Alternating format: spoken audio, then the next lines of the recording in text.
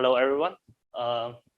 My name is Chengxuan Li, and I'm a graduate student at Dr. Margaret Chang's group at Department of Physics at University of Washington.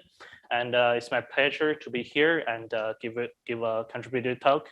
And today my talk will be about published work, which is about how we simulate the Actomyosin networks with branchers and how we investigate an interesting phenomenon in the Actomyosin network, which is called cytoquake or avalanche. And we also used network science and machine learning to try to predict and describe this interesting phenomenon. So to start, let me introduce the background of this study. We know that Actomyosin network is a network that is composed of actin filaments and actin-related proteins. And this Actomyosin network always serves as the scaffold of the cells in animal bodies.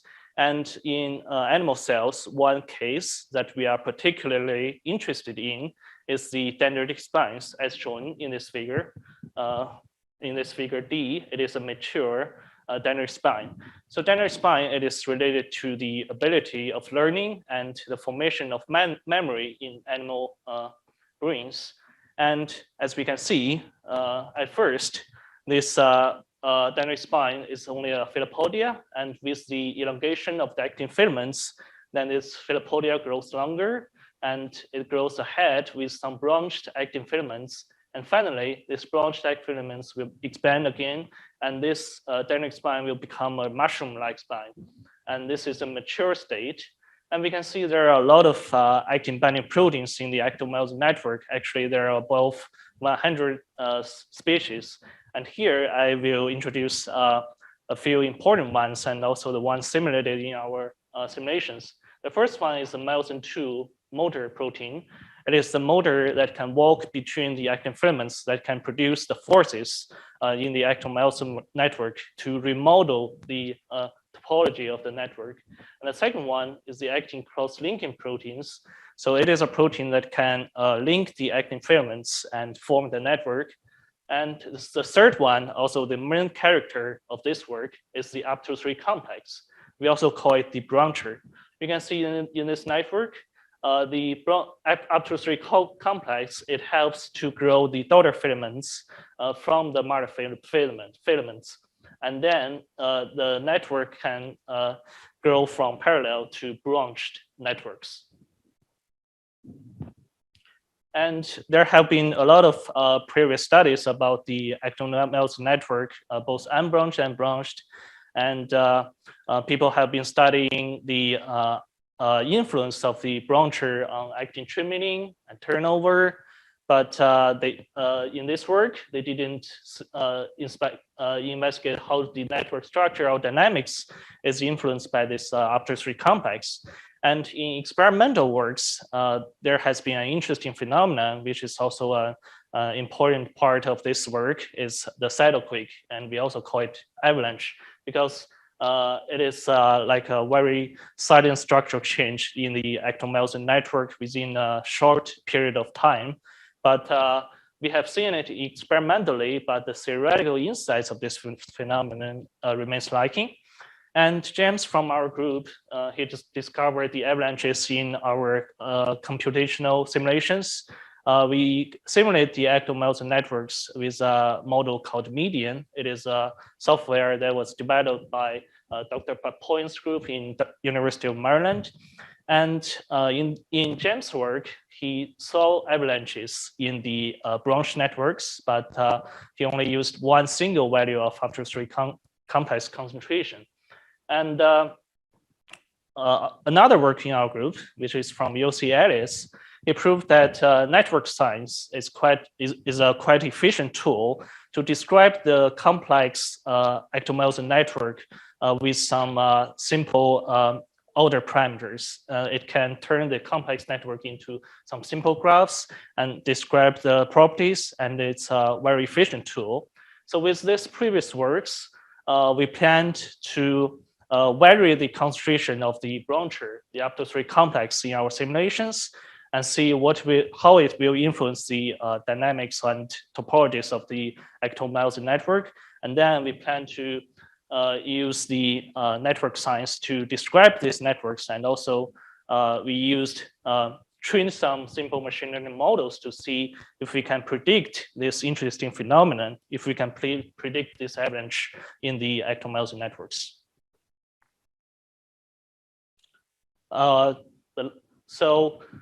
Before we go to the results, let me first briefly introduce what is a graph.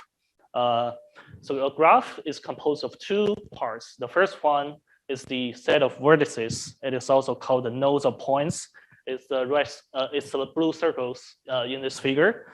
And the second part is the edges. The edges are the lines that connect these nodes. So this is a very simple graph, and we can see the number of the nodes is 6. And a very basic parameter that describes the property of a node is the degree of it. It is the number of the edges that is connected to this node. And we can see the degree of node A in this is 1, and degree of node B is 4, and of course C is 3. So this is a very basic parameter, degree, and it will be also be useful in later slides. And another network serial parameter that we found very important in complex systems is the authoritativity. Authoritativity is a parameter that measures the tendency of the nodes of similar centrality, which means the similar node degree, to be directly connected. So for these two graphs at the bottom, we can see, let's first look at the right. If a network has a lot of nodes that have high degree, like this one, they are of high degree, but they are not connected to each other, then it means that this network is disassociative. So it has this low authoritativity. But if these nodes with similar degrees, they are connected to each other, then this network will have higher authoritativity. So with this background and methods, I'll go into the results section. The first finding of this work is we found that the up to 3, or we call it brancher concentration, will influence the topology of the simulated Actomyosin network a lot. If we look at the simulation with low brancher concentration, we can see the network is clustered in the center, and the tension level in the network is quite high. So it means the network is contracting, and the motors are working and providing the contracting forces to make the network contract. However, if we look at the high brancher concentration condition, we can see the tension level in the network is pretty low, and the actin binding site on the filaments, they are all occupied by this up to 3 complexes. And this makes the motors unable to work on these actin filaments, and they cannot produce the contraction forces. So the network will remain stable, and there are no dynamics. So this dynamic is inhibited by this high concentration of branchers. And the medium brancher concentration is a medium state. And in this state, the avalanches are preferred to happen in this condition. And we also used several network theory autoparameters to describe the properties of the simulated networks. And here I show 2 examples. One is average clustering, one is authoritativity, and they can help us understand the network topology better. The first one is the average clustering. And this M2A, L2A, and B2A are the concentration ratio of motor, linker, and brancher to actins. So the blue lines are the low brancher concentrations, orange lines medium, black lines are high concentrations. And we can see with the increase of the brancher concentrations, the Actomyosin network have more numbers of clusters. So the average clustering will increase. But if the brancher concentration, when the brancher concentration is increasing, the authoritativity of the network decrease. So what does this mean? If we look back to these simulations, we can see when the brancher concentration is low, it means there is a large cluster in the network. However, the number of the clusters is small. And when the boundary concentration is high, there are a lot of small clusters that is formed by the mother filament and daughter filaments, like the junctions. It is a cluster. There are a lot of clusters on these filaments, but these nodes, they are not connected to each other. So the authoritativity of the network is low. So these two parameters can help us better describe the topologies of the network. And there is an interesting phenomenon that I introduced in a previous slide. It's called cytoquake or avalanche. Here I show an example. The avalanche will happen here. So we can see at 600 seconds, there is a large structural change at this part, and there is a high tension level there. We call this phenomenon the avalanche. And I will show another example here. The avalanche will happen at 680 seconds. It will happen in this part.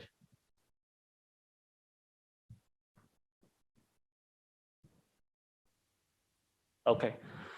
So to capture this avalanches, we have tried some different order parameters. The first one to capture an avalanche is the mean displacement, which is the right y-axis on this graph. The mean displacement of the filaments, it measures the filament position changes. So if there is a peak of these black lines, it means there are a lot of filaments experiencing a large translation. So it means there is an avalanche happening. So we can see it can capture this 600 second and 680 second avalanche. And another order parameter is the radius gyration. This is a parameter that can measure the size of the network. So we can see these two avalanches are both captured by this radius gyration. So it means there are contractions of this network in these two avalanches. And another parameter that is useful for this study is the shape parameter. The shape parameter is a parameter designed to, like its name, is to describe the shape. If the shape parameter is smaller, it means this sphere is more oblate. So we can see the second avalanche, there is a large drop of this shape parameter here. It means that there is a shearing behavior of the actin filaments in this actomyosin network during this second avalanche. And the new parameter that we introduced in this work, as I said before, is the authoritativity. You can see authoritativity can capture the second avalanche. And as the figure on the right shows, it is actually reveals the form of new centers during the avalanche. The y-axis on the left is the z-score of the time derivative of authoritativity. So it captures the change of authoritativity. And we can see the second avalanche is captured. And if we look at the simulations and also the corresponding graphs, on the left, it is the simulation and the graph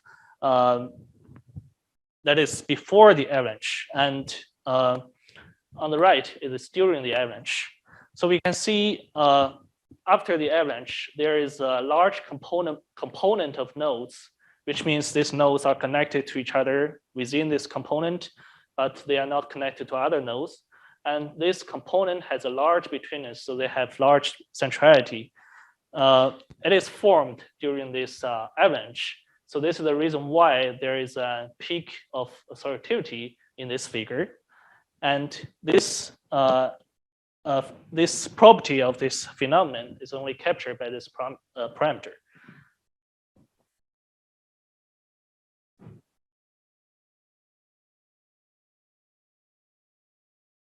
Okay, so we have proved that we have some traditional polymer physics parameters that are useful to describe the properties of actomyosin networks. And we also have some new network theory parameters. So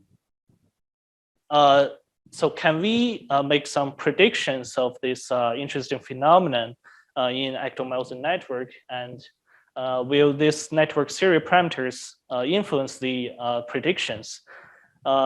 With these questions, we trained some quite simple machine learning models. There are two types.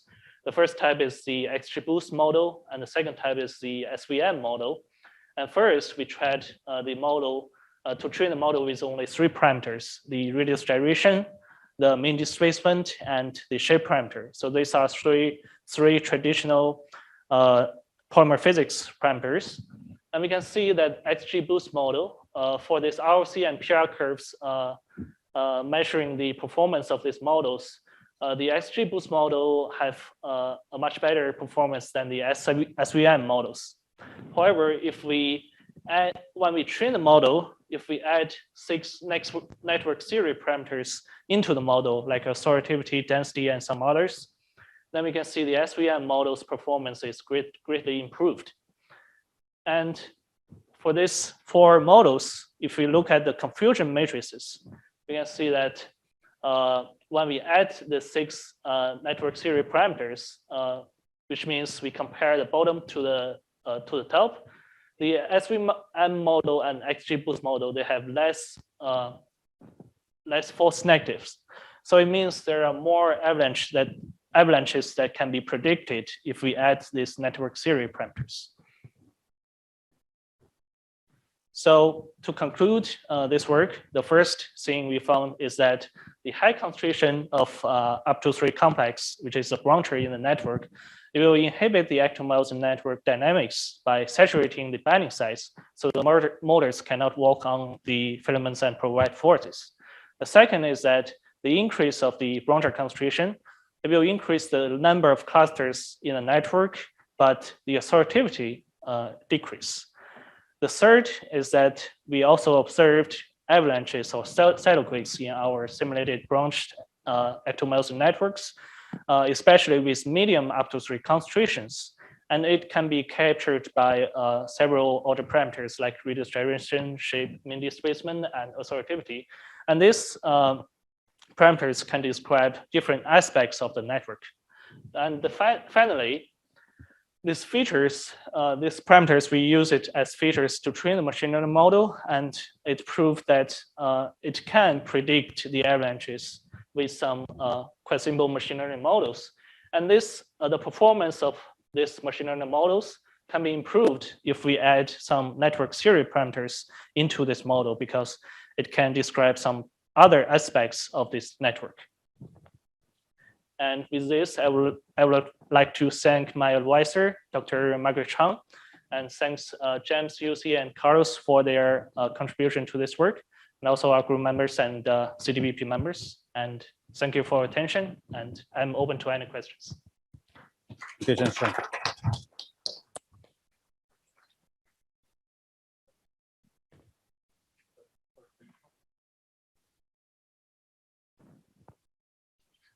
Thank you, very nice presentation. So when you say cluster quantity, do you actually mean clustering coefficient of vertices or of the graph? Yes. So let me go back to this slide. I think it was a little before in the, so where you see an increase in the clustering coefficient, but decrease in the assortativity, right? I think it's conflicting, both cannot happen. So when you have higher clustering coefficient, that means that you start forming groups of vertices that have similar degrees. So the black line, it does not make intuitive sense. It cannot happen. It actually, it makes sense because the clustering coefficient is the number of the clusters in a network. So it actually, the clustering coefficient is a property of a single node. And we use the average clustering to measure like to average the clustering coefficient of every node in the network. So when the brancher concentration increase, there are more clusters in this network. If we look back on this, it's like on these filaments, there are small clusters formed compared to this large cluster. So the clustering coefficient will increase. That means number of clusters increases. But the authoritivity is a parameter that measures the tendency of the nodes that are that have similar degree to connect to each other. And we can see these filaments, they have small clusters. And you can imagine in the small clusters, there are nodes at the center, they have similar degrees, but they're not connected to each other. They are far from each other. So the authoritativity of the network decreases. That's why this figure look like this. Does it answer your question? Yeah, I think it probably goes back to the definition of the average clustering coefficient itself, Yeah. but we can probably take it offline. Yeah. Thank you. Thank you.